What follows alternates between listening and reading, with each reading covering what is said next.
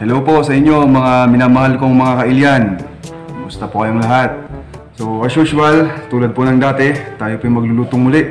Pero this time, hindi po ulam yung lulutuin natin. Magluluto naman po tayo ng merienda. Ito yung tinatawag nating arroz caldo.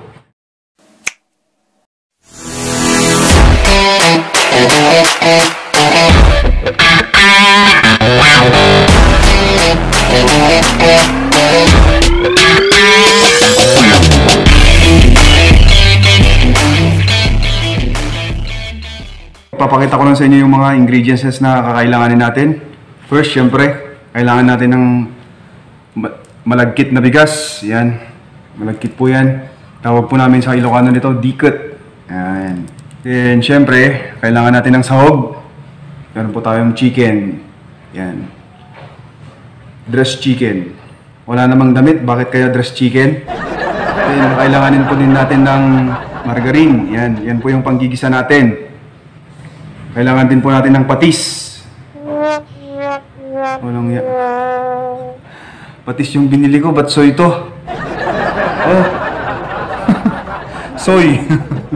Sabi ko kanina patis. Sablay na naman. My goodness. Dapat yata ibahin ko yung pangalan ko ah. Hindi na lang sana Manong Ilocano. Boy, sablay na lang yata. Mas maganda. Dami yung sablay. Pero kasi kanina bumili ako, sabi ko patis, kasi alam ko naman patis yung kakailanganin ko. Pero so yung binigay nila oh. Goodness, di bale, bibili lang tayo ng iba. Then sa mga pampalasa, ayan, meron tayong white onion, bawang, ayan. Then meron din po tayong luya, ayan. Then meron din po tayong ayan, onion leaves. Yan. Gagamit din po tayo ng nor. Yan, chicken flavor po yan. Kasi chicken naman po yung sahog natin. Yan. Dalawa. Then, hindi pwedeng mamala to. Yan. Yung pampalasa natin, ginisa mix. Yan. And meron din po tayong itlog. Pero actually, 2 piraso lang to. Bale, yung i-represent ko na lang po sa inyo yung lalagyan ko ng itlog. Kung napansin nyo, medyo marami po mga kailyan kasi merienda po ito ng mga teachers dito sa school na pinagtatrabaho ako. Nag-volunteer na lang ako na akong magluluto para at least may magawa naman akong vlog. Ganun lang yun po mga kailyan. So yan po, i-prepare ko lang itong ating mga lulutuin. So dyan lang po kayo mga kailyan, okay? So yan po mga kailyan, i-prepare ko na po yung mga ingredients natin. Papakita ko lang po sa inyo. So ito na po yung ating bawang. Yan po yung bawang natin. Yung white onion po natin to. Then yung luya. Yan po yan. Yan po yung paggigisa natin mamaya. Ito naman po yung onion leaves kanina. Bali ni-slice ko siya sa maliliit. Yan. Actually, toppings po to mga kailyan. Then ito naman po yung manok natin. Hinimay ko na po yan. Kung napapansin nyo, hindi masyadong maliliit. Kasi sinadya ko po yan kasi pag masyado po kasing maliliit yung paghimay natin, madudurog. Prepared na tong mga kakailanganin natin, so magluluto na po tayo. So yan po mga kailyan, magluluto na po tayo. Bali ang ginawa ko, didiretso ko na lang po sa kaserola. Supposed to be, gagamit pa ako ng kawali sa paggigisa. Pero sayang po kasi yung oras natin na maglilipat-lipat pa, kaya diretsoin na natin dito sa ating kaserola mga kailyan. Lagyan na po natin yung ating margarine. Yan.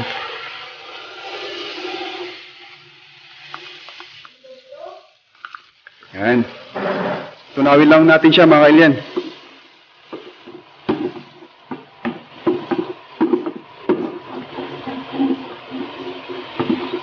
At pag tunaw na po yung ating margarine, ilagay po natin yung ating bawang.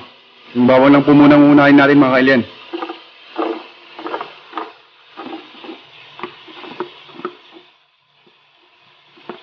Yan.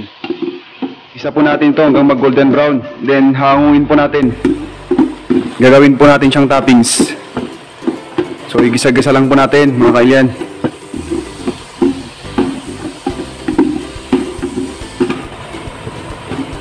So yan mga kailyan, napapansin nyo, golden brown na po itong ating bawang. So hanguin lang po natin. Magtitira lang po tayo ng konti para may pampabango naman yung lulutuin natin. Yan mga kailyan, ito na yung bawang natin. Ayan. Nagtira naman ako ng konti dito para may pampabango naman. Ilagay na natin tong ating luya mga kailyan. Ayan. Gisa-gisa lang natin.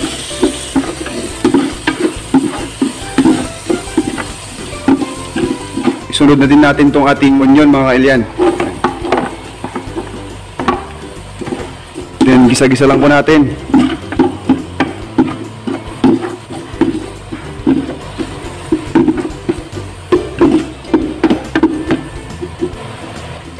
Then kapag naigisa na po natin tong ating onion tsaka luya, ilagay na natin tong ating manok mga kailyan.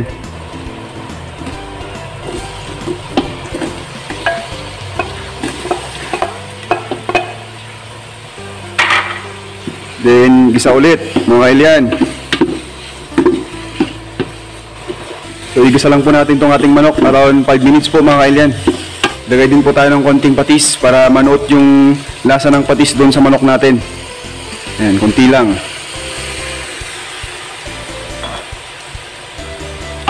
Then another halo mga kailyan.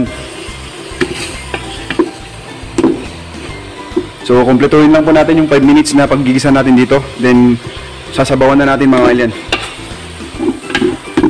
So ayan po mga kailyan, after ng 5 minutes na paggigisa natin sa manok natin, pwede na po natin lagyan ng sabaw. So unahin po natin to.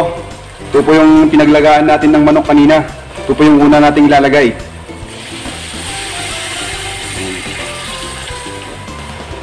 Yan. Then dadagdagan po natin kasi kulang yan.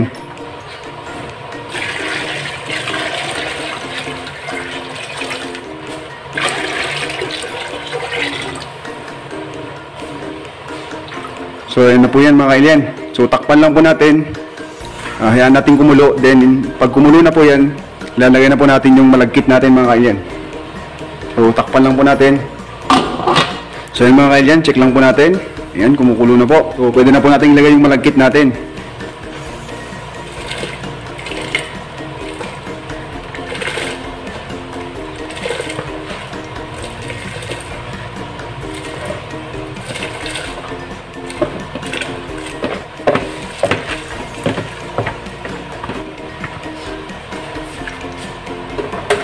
Then pagkatapos po nating mailagay, kailangan po nating haluin. Ayan. Dapat consistent lang po yung paghahalo natin para mas maging maganda yung pagkakaluto po ng ating arroz caldo.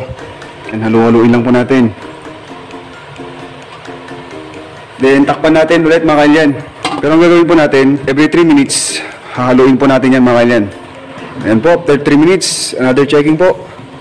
Kailangan po kasi consistent yung pag-check natin dito para mas maganda yung pagkaluto.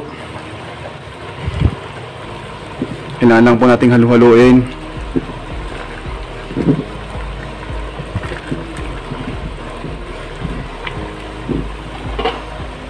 Then takpan natin ulit mga kailyan. So ayan po mga kailyan, another checking po ulit. Ayan. So ayan, halu-haluin lang po natin ulit mga kailyan. Actually malapit na po yung maluto. Halo-halo lang mga kailyan. Then takpan ulit natin. Another checking po ulit mga kailyan. Mare-recognize po kasi natin yung ating malagkit kung malapit ng maluto. Ayan, medyo durog na siya. Halo-halo lang po mga kailyan. Yan lang po yung strategy sa pagluluto nito. Then since malapit na pong maluto yan, lagyan na po natin itong ating nor. Ayan. Then magdagdag na po tayo ng patis natin.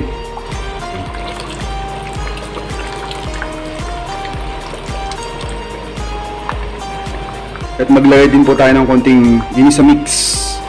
Ayan. Pandagdag sa lasa. Ang pasarap po yan mga kailyan. Then halu-haluin lang po natin.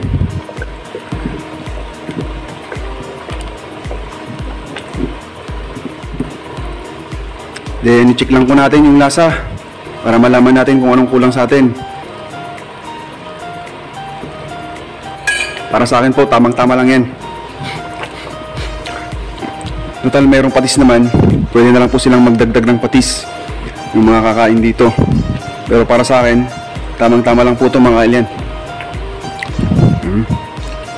So mga around 3 minutes mga kailyan, lutong-luto na po to. Huwag na po nating takpan. Alalayan na lang po natin hanggang maluto. Halo-halo lang. Ayan.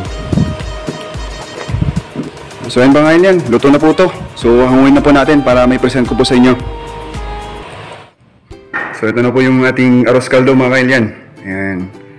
So bale yung bawang po na ginisa ko kanina, ginawa natin siyang toppings. Then so onion leaves po kasi, optional lang po yung paglalagay dyan. Depende po sa may gusto at depende po sa dami. Pero yan po yung magiging outcome niya. Then yung itlog naman po, itong i-present ko lang sa inyo yung nilagyan ko. Kasi kulang po yung itlog na nabili namin. 2 piraso lang. Ayan. Then meron din po tayong kalamansi sa gilid. Ayan. Yan po yung panimpla dyan. Then kung kulang po yung lasa natin, pwede po tayong maglagay ng patis. Pero ayan na po siya. Ayan na po yung mga kailyan, yung linuto nating arroz caldo. Ayan. So ayan po mga kailyan, tapos na naman po tayong magluto. At sana po kahit papano, na-appreciate nyo naman po yung mga na-present ko sa inyo. Tulad nga lang sabi ko kanina, hindi naman po ako ganun kagaling magluto. Sadyang yun lang po kasi talaga yung daily na ginagawa ko, yung pagluluto. Kaya bale yun yung focus ng mga content ko mga kailyan. And bago po ako mag-end, gusto ko munang i-shoutout yung pinsan ko dyan sa Calgary, Canada, kay Kuya Jun Gayed. Lagi niya pong isinishare yung mga videos ko. So thank you Manong. Then shoutout din kay Ate Ceci De Vera sa Ilocos, pinsan ko din. At sa asawa niya, kay Kuya Tom. Then sa mga anak po nila, kay Regine, Tonton, and kay Sanggunyan Puyang. Hindi ko na maalala yung totoong pangalan niya. And syempre sa inyong lahat po mga kailyan na sumusuporta po sa akin. Alam niyo po napaka-competitive na po ng YouTube ngayon mga kailyan. Napakarami na pong magagaling na vlogger. Maraming mga popular na individual na nagbablog. Yung mga artista, mga professionals, nagbablog po sila. Kaya napaka-competitive po ng YouTube. Para po sa akin na isang ordinaryong vlogger lang, ordinaryong tao lang, napakalaking bagay po yung 1, 2 o 3 na idadagdag po sa aking mga subscriber. And para sa akin po, napakalaking bagay na po yun mga kailyan. And as a person po, masasabi ko lang, we should learn how to appreciate small things like the way we appreciated the big ones. Yun po yun mga kailyan. Maliit man o malaki ang bagay na yan, basta galing po sa ating kapwa, dapat po nating pagpasalamat yan. Kaya may sincerest gratitude po sa inyo lahat mga kailyan. Sa mga hindi ko po na siya shoutout na nanonood sa akin, comment down below mga kailyan para kahit paano mapasalamatan ko naman kayo. Then sa mga bago naman po na napadpad po sa aking munting channel, sana po i-subscribe nyo itong aking YouTube channel mga kailyan. And paki-hit nyo na rin po yung notification bell button dyan sa baba para ma-notify po kayo sa mga bago kong uploads. So ayan lang po mga kailyan, once again, maraming salamat na naman po at have a nice day and God bless you all mga kailyan.